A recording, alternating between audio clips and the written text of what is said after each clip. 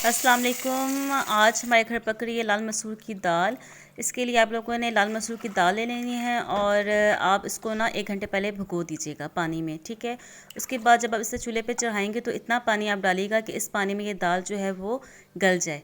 फिर इसमें ऐड कीजिएगा 1.5 टेबल स्पून के करीब नमक, 1 टेबल स्पून के करीब पिसी हुई लाल मिर्च और हाफ़ टेबल स्पून के करीब जो है वो हल्दी, और इसे धीमी आंच में आपने पकने के लिए रख देना है। यहाँ पर देखें दाल जो है वो गल चुकी है।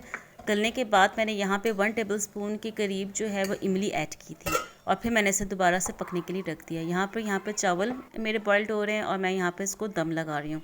यहाँ पे दाल जो थी वो तैयार थी और आखिर में मैंने फिर इसमें तड़का लगाया, क्योंकि इसके बगैर दाल जो है वो नामुकम्मल है।